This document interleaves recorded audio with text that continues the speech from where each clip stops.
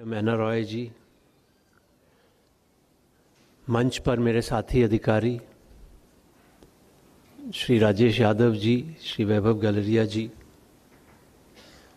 मंच पर उपस्थित श्री विनायक राय जी, श्री विशाल गुप्ता जी, श्री निरंजन हीरानंदानी जी, श्री नितिन गुप्ता जी,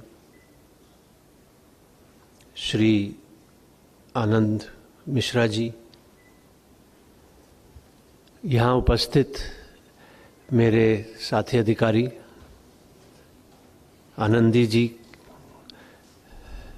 गौतम जी, रश्मि शर्मा जी, रविंद्र गोस्वामी जी, उत्साह चौधरी जी, ऋषभ मंडल जी, अपर्णा गुप्ता जी, नित्या जी, ललित गोयल जी, राजस्थान एवं देश के अन्य भागों से हमारे इस निमंत्रण पर राजस्थान सरकार को सपोर्ट करने के लिए दूर दराज से आए समस्त हमारे entrepreneurs, industrialist, developers, nation builders, हमारे राज रेडको के सचिव श्री अशोक पाटनी जी, जिन्होंने ऑलरेडी दुबई में 1 लाख करोड़ के MOUs राजस्थान के लिए लाइन अप किए हुए हैं, वो शायद अगले महीने हमारे प्रिंसिपल सेक्रेटरी वैभव गलरिया जी और कुछ लोग वहाँ पर जाएंगे।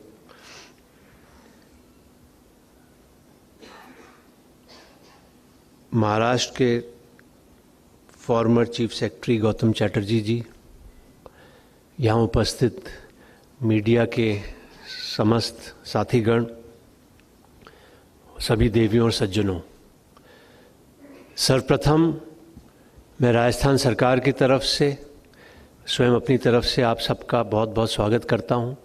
आज इतनी बड़ी संख्या में आए, आपने हमें मजबूती दी, राजस्थान सरकार के हाथ मजबूत किए। मुख्यमंत्री जी ने जो एक स्वप्न देखा, मुख्यमंत्री बनने के 1 महीने के अंदर उन्होंने घोषणा की कि हम सरकार के प्रथम वर्ष में ही एक इन्वेस्टर समिट रखेंगे, और उसके बाद से इसकी तैयारी प्रारंभ हुई। और पहले वर्ष में रखने के पीछे उद्देश्य ये है, राजस्थान में हिस्टोरिकली इन्वेस्टर्स मीट उतनी रेगुलरली नहीं होती रही जितने दूसरे स्टेट्स में होती हैं, चाहे तेलंगाना लें, आंध्रा लें, गुजरात लें, यूपी लें, वहाँ पीरियोडिसिटी फिक्स हो गई है, हर 2 साल में होगी, कहीं 3 साल में होगी, कहीं 1 साल में होगी। राजस्थान में 5-5, 6-6 साल का बीच में गैप हो गया, और कई बार वो समिट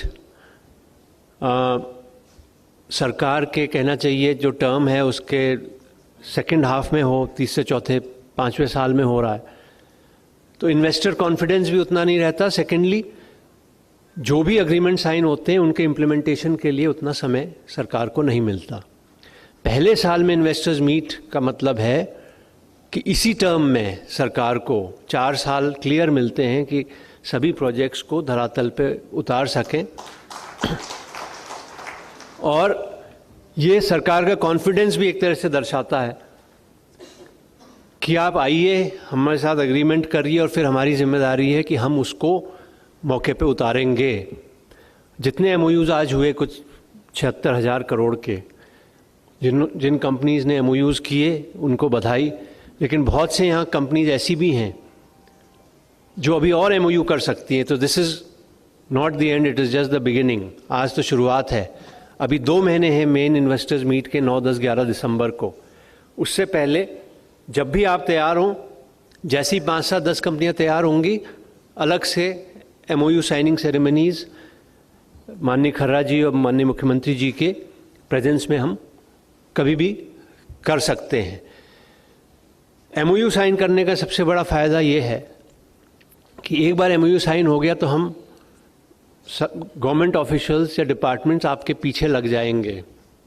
आप देखेंगे इस बार जो इम्प्लीमेंटेशन सिस्टम हम बना रहे हैं पोर्टल बेस्ड, हर प्रोजेक्ट के पीछे एक एक नोडल ऑफिसर होंगे और वो पीछे लग जाएंगे फ़ोन करने को आपके कि साहब आपने ये किया था, इसमें ये नहीं हुआ, आपने अभी तक ज़मीन नहीं लिया, आपने ये नहीं किया, आपने प्लान सबमिट नहीं किए, आपने ये परमिशन नहीं ली।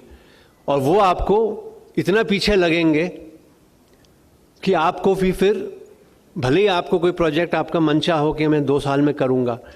बहुत से इन्वेस्टर्स ने आज 4-5 हज़ार करोड़ के MOU साइन किए, सोचा होगा शायद 5 साल में करेंगे, लेकिन नहीं, हम चाहेंगे आप 2 साल में करिए, 2.5 साल में करिए, हम लोग पीछे लगे रहेंगे। और जो भी परमिशंस हैं वो अब गवर्नमेंट की जिम्मेदारी है, क्योंकि आपने गवर्नमेंट के साथ एग्रीमेंट किया है कि वो परमिशंस आपको फैसिलिटेट हों। आपको चक्कर नहीं लगाने कि ये बिल्डिंग प्लान मेरा अटक गया, यहाँ पर ये ऑब्जेक्शन हो गया, यहाँ ये हो गया, यहाँ ये चीज़ नहीं हुई और वो नहीं हुई। तो उन सब की चिंता अब गवर्नमेंट की है, डिपार्टमेंट्स की है। और मैं एक्सपेक्ट करता हूँ कि आज जो MOU साइन हो गए, हमारे UDH सेक्रेटरी और LSG सेक्रेटरी कल से ही इसकी मॉनिटरिंग शुरू कर दें। We don't have to wait till 9, 10, 11 December to start monitoring the implementation of these projects. हो सकता है कुछ प्रोजेक्ट्स ऑलरेडी ऑनगोइंग हों, उसके भी हमें ध्यान देना है। मुझे बड़ी प्रसन्नता है कि हीरानंदानी जी फ्लाइट कैंसिल होने के बावजूद आए। 14 साल उन्होंने श्रीनाथ जी की सेवा की और अब आज उन्होंने MOU साइन किया। राजस्थान में डेटा सेंटर और टाउनशिप्स और इस तरह के प्रोजेक्ट्स आएंगे। डेफिनेटली आज जो हमारे दूसरे नेशन बिल्डर्स आए हैं from Noida, NCR, Gurgaon, Delhi, Mumbai etcetera, उनका तो स्वागत है ही। राजस्थान में भी हमारे बहुत से बड़े बड़े डेवलपर्स हैं जिन्होंने हिस्टोरिकली बहुत अच्छा काम किया है। मैं समझता हूँ कि उनको भी और आगे आना चाहिए, बड़े प्रोजेक्ट्स और लाने चाहिए, चाहे हॉस्पिटैलिटी सेक्टर के हों, चाहे मेडिकल हॉस्पिटल कुछ बनाने हों, चाहे दूसरे सेंटर्स बनाने हों, चाहे सोशल सेक्टर के प्रोजेक्ट्स हों, चाहे आपके कोई एजुकेशनल प्रोजेक्ट्स हों, यूनिवर्सिटीज़ हों। एक MOU साइन हुआ विवेकानंद ग्लोबल यूनिवर्सिटी का, और भी हो सकते हैं। कुछ नायाब, कुछ यूनिक चीज़ भी हमें करनी चाहिए। रूटीन के प्रोजेक्ट सब जगह बनते हैं। आज भिवाड़ी का नाम आया हमारे वैभव जी के प्रेजेंटेशन में। हम भिवाड़ी को as a poor man's alternative to Gurgaon हम उसको पोजीशन कर रहे हैं।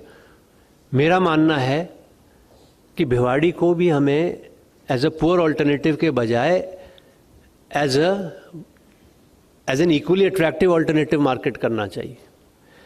क्या भिवाड़ी की स्काईलाइन आज गुड़गांव की तरह नहीं हो सकती?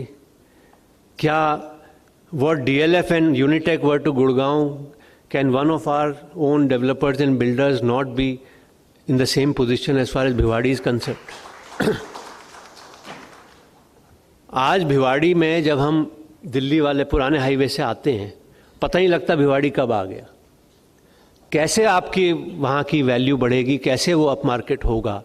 क्या टू बिगिन विद हम 1-2 ऐसी बिल्डिंग्स कोई नहीं बना सकते? हमारे इतने बड़े बड़े ऐसी आइकॉनिक बिल्डिंग्स बनी हुई हैं स्टेट में, हमारे प्राइवेट बिल्डर्स डेवलपर्स ने बनाई हैं, तो भिवाड़ी में क्यों नहीं बना सकते हम?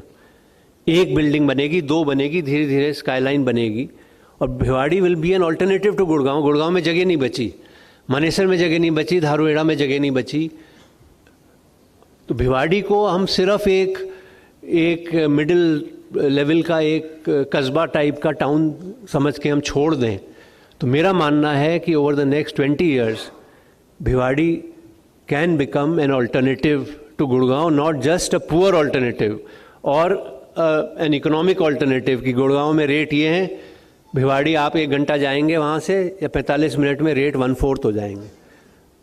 भिवाड़ी को भी हमें एक अपस्केल, एक हाई एंड मार्केट के रूप में डेवलप कर सकते हैं। सरकार ने बीडा बनाई, उसको स्ट्रेंथन कर रहे हैं, वहाँ के डेवलपमेंट को और फास्ट ट्रैक करेंगे। अर्बन सेक्टर में बहुत ज़्यादा रिफॉर्म्स की आवश्यकता है। हमारे दोनों सेक्रेटरीज और पूरे अधिकारी उसमें लगे हुए हैं। कुछ हमारी क्लॉजेज ऐसे हैं जिनको मैं समझता हूँ कि हम सुधार सकते हैं और उस पर काम भी चल रहा है। फॉर एग्ज़ाम्पल, अगर 40 मीटर तक की हाइट की बिल्डिंग को परमिशन हमारे लोकल बॉडीज़ या अथॉरिटीज़ दे रही हैं, तो 41 मीटर्स होते ही वो प्रपोजल गवर्नमेंट पे आ जाता है। हमें डेलीगेशन, डिसेंट्रलाइजेशन करना पड़ेगा, लोकल अथॉरिटीज़ को और एम्पावर करना पड़ेगा। गवर्नमेंट में इस तरह की रूटीन की चीज़ें जितनी कम आए, उतना जो पॉलिसी मेकिंग है, जो बिग थिंकिंग है, जो बड़ी सोच है, क्या कैसे करना है हमें अपने अर्बन लैंडस्केप को डेवलप, उस पर हम ज़्यादा फोकस कर पाएंगे। तो मुझे आशा है हमारे दोनों सेक्रेटरीज और मंत्री जी के आशीर्वाद से ये जो रिफॉर्म्स हैं कुछ जो चल रहे हैं, इतने स्क्वायर मीटर तक का परमिशन तो ये देंगे और उससे ऊपर का वो देंगे और उसके ऊपर का वो देंगे, तो हम लोग क्यों नहीं अपने लोकल अथॉरिटीज़ को ट्रस्ट कर सकते हैं। तो ये हमें मुख्य सचिव सुधांशु पंत को आप सुन रहे थे। किस तरह से ये जो निवेश है राजस्थान के लिहाज से महत्वपूर्ण है, ये बताते हुए नजर आ रहे थे। इसी के साथ